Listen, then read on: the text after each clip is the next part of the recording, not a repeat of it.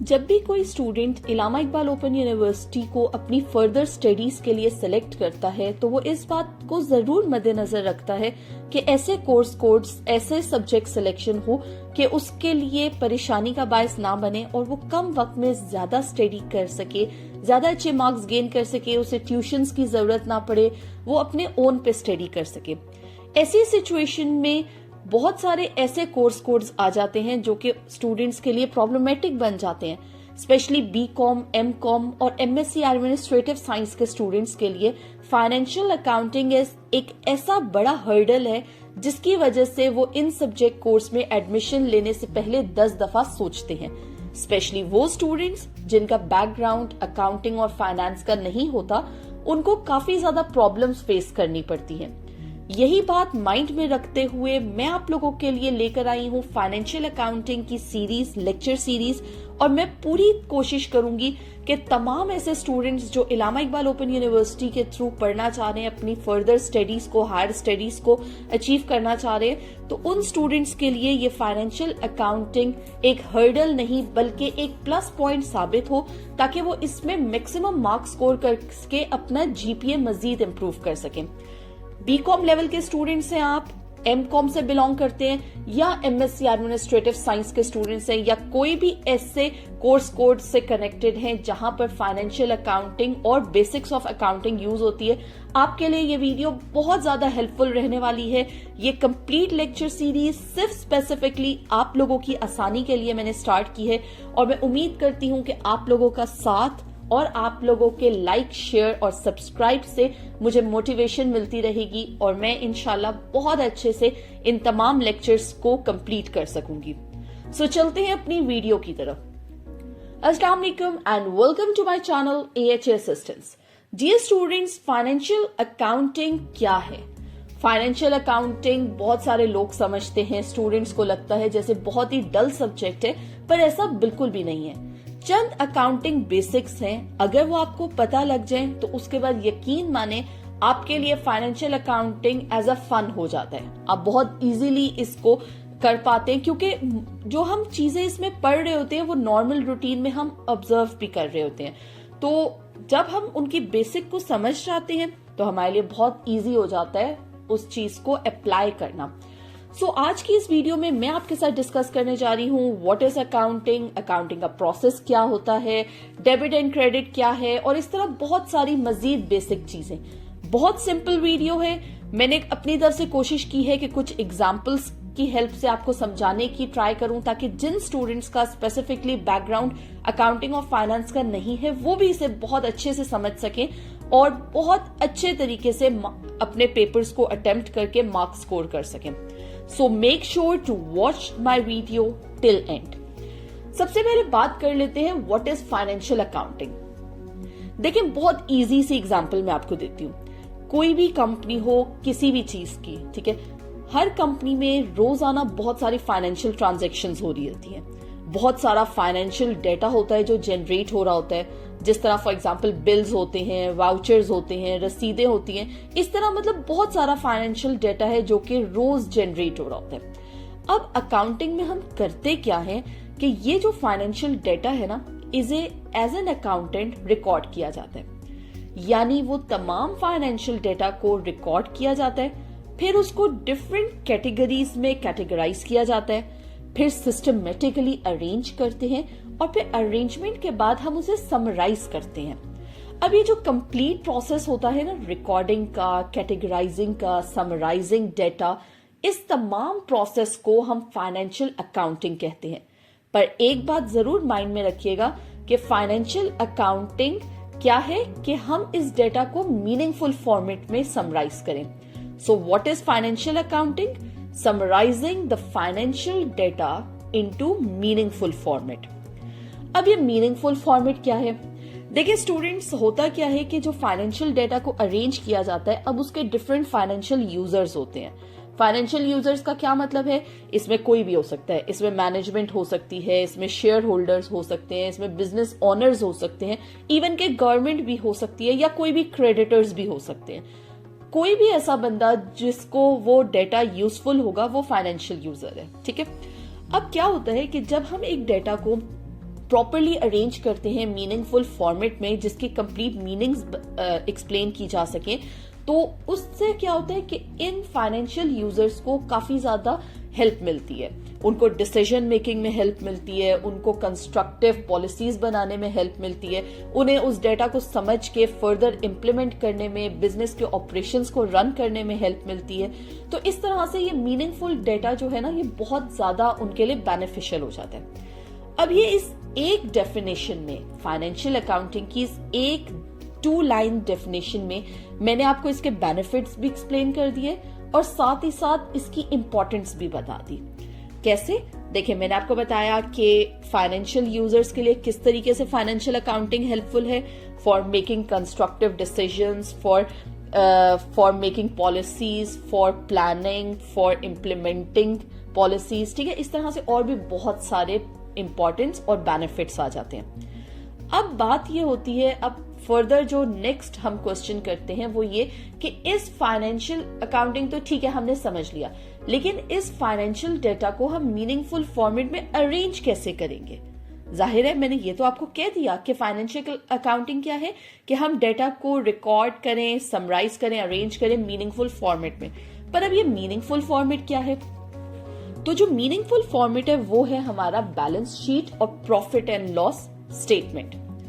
अब जो balance sheet है वो हमें इंफॉर्मेशन देती है कि क्या पोजीशन है एक कंपनी की, और जो प्रॉफिट एंड लॉस अकाउंट है वो हमें उसकी परफॉर्मेंस के बारे में बताता है। तो इसको आप डिटेल में समझते हैं। सबसे पहले बात कर लेते हैं बैलेंस शीट की। बैलेंस शीट क्या है? ये एक ऐसी स्टेटमेंट है जिसमें एसेट्स, लायबिलिटीज और कंपनी के कैपिटल के बारे में इंफॉर्मेशन दी जाती है। ठीक है, कोई भी पर्टिकुलर टाइम में एसेट्स, लायबिलिटीज और कैपिटल ऑफ अ कंपनी को एक्सप्लेन किया जाता है। ये कंप्लीट डिटेल बताता है कि एक कंपनी का कितना बैलेंस है और उसका कितने उसके पास एसेट्स हैं, कितनी उसकी लायबिलिटीज हैं। ठीक है, अब ये एसेट्स क्या हैं, लायबिलिटीज क्या हैं, कैपिटल क्या होता है, इन सब के बारे में हम डिटेल में पढ़ेंगे। आपको बिल्कुल भी परेशान होने की जरूरत नहीं, क्योंकि ये बेसिक्स हैं और हम जब तक इन्हें डिटेल में नहीं पढ़ेंगे उस वक्त तक हमारे लिए क्वेश्चन सॉल्व करना इजी नहीं होगा। सिंपली आप याद रखें कि what is balance sheet? Balance sheet tells us what a company's financial position is on a given date. आपने अक्सर देखा होगा कि बैलेंस शीट पे लाजमी लिखा होता है कि एज ऑफ December 31 या एज ऑफ जून और जुलाई। ठीक है, इस तरह तो वो एक स्पेसिफिक पीरियड की इंफॉर्मेशन देती है बैलेंस शीट। या हम इसको इस तरीके से भी कह सकते हैं कि ये एक स्नैपशॉट है। कोई भी कंपनी का, कोई भी फर्म की फाइनेंशियल पोजीशन का ये एक स्नैपशॉट है। ठीक है, अब बैलेंस शीट को ना 2 सेक्शंस में डिवाइड किया जाता है। पहला सेक्शन होता है जिसमें एसेट्स रिकॉर्ड किए जाते हैं। एसेट्स क्या हैं वो मैं अभी आपको आगे जाके एक्सप्लेन करूंगी। उसके बाद सेकंड जो सेक्शन होता है उसमें लायबिलिटीज और स्टॉक होल्डर की इक्विटी, या हम जिसे कहते हैं ऑनर्स इक्विटी, वो नोट की जाती है। इनकी डिटेल्स इंशाल्लाह हम बहुत अच्छे से आगे समझेंगे। अब मूव करते हैं नेक्स्ट जो मीनिंगफुल फॉर्मेट है उसकी तरफ, that is profit and loss statement. अब प्रॉफिट एंड लॉस स्टेटमेंट क्या है? देखिए, पहली चीज तो इसके नाम से ही पता लग रहा है कि इस स्टेटमेंट में कंपनी में कितना प्रॉफिट हो रहा है, कितना लॉस हो रहा है, इस बारे में आइडिया होगा। बैलेंस शीट हमें क्या बता रहा था कि कंपनी कहां स्टैंड कर रही है, उसकी फाइनेंशियल पोजीशन क्या है। पर प्रॉफिट एंड लॉस स्टेटमेंट हमें क्या बताता है कि एक कंपनी कैसा परफॉर्म कर रही है, उसकी परफॉर्मेंस कैसी है, क्या वो अच्छा परफॉर्म कर रही है या बुरा परफॉर्म कर रही है, उसमें डेबिट्स कितने हो रहे हैं, क्रेडिट्स कितने हो रहे हैं, उसमें कितना प्रॉफिट हो रहा है, कितना लॉस हो रहा है, क्या एक बंदे को, क्या एक न्यू ऑनर को या न्यू आउटसाइडर को उस कंपनी में इन्वेस्ट करना चाहिए, नहीं करना चाहिए। इस सब के बारे में हमें क्या बताता है? प्रॉफिट एंड लॉस स्टेटमेंट बताती है। होप सो ये 2 फॉर्मेट्स जो मीनिंगफुल फॉर्मेट्स हैं आपको क्लियर होंगे कि हम किस तरीके से फाइनेंशियल डेटा को समराइज करते हैं और उसको मीनिंगफुल फॉर्मेट में लेकर आते हैं। फर्दर लेक्चर्स में हम इंशाल्लाह जब अपने लेजर्स बनाने सीखेंगे, ट्रायल बैलेंस लर्न करेंगे, वो सारी चीजें सीखेंगे, तो डेबिट और क्रेडिट हर चीज आपको क्लियर हो जाएगी, ऑन योर टिप्स हो जाएगी। अब मूव करते हैं नेक्स्ट कॉन्सेप्ट की तरफ। बहुत इंपॉर्टेंट कॉन्सेप्ट है, process of accounting. So what is process of accounting? देखिए, होता क्या है कि एक कंपनी में, जैसा कि मैंने आपको बताया कि हर वक्त बहुत सारी ट्रांजैक्शंस हो रही होती हैं, बहुत सारा फाइनेंशियल डेटा होता है जो कि गैदर हुआ होता है, जनरेट हो रहा होता है, वो किसी भी फॉर्म में हो सकता है, ठीक है। अब करना क्या होता है कि अकाउंटिंग में हम उस डेटा को पहले रिकॉर्ड करना है। अब जब रिकॉर्ड करना है तो ऑब्वियसली कोई सोर्स डॉक्यूमेंट होना चाहिए, कोई ना कोई एविडेंस होना चाहिए जिसके थ्रू वो रिकॉर्ड किया जाए। और ये एविडेंस क्या हो सकता है? जैसे कि मैंने आपको पहले भी बताया कि बिल्स हो सकते हैं, वाउचर्स हो सकते हैं, रसीदें हो सकती है, ये कुछ भी हो सकता है, ठीक है। तो ये जो सारा जो मेन एक एविडेंस होगा वो कहलाएगा आपका सोर्स डॉक्यूमेंट। आप अपनी स्क्रीन पे देख सकते हैं अकाउंटिंग प्रोसेस। अब हम सबसे पहली चीज क्या आ जाती है? अकाउंटिंग प्रोसेस का फर्स्ट स्टेप है analysis of source documents. Source documents clear है आपको? क्या है कि कोई भी एविडेंस जिसकी बेसिस पे डेटा रिकॉर्ड किया जाए, ठीक है। उसके बाद आ जाता है addition of transaction to journal. अब जर्नल में एक एंट्री बनाई जाती है, किस तरीके से बनाएंगे, क्या प्रोसीजर होगा, उसका क्या फॉर्मेट होगा, वो सब कुछ हम आगे जाके लर्न करेंगे। फिलहाल सिर्फ आप अकाउंटिंग प्रोसेस के स्टेप्स को समझें। सोर्स डॉक्यूमेंट हो गया, एविडेंस रिकॉर्ड हो गया, उसके बाद फिर जनरल एंट्री कर ली। जनरल एंट्री जब हम करेंगे तो उसके बाद कुछ क्रेडिट्स और कुछ डेबिट्स आएंगे।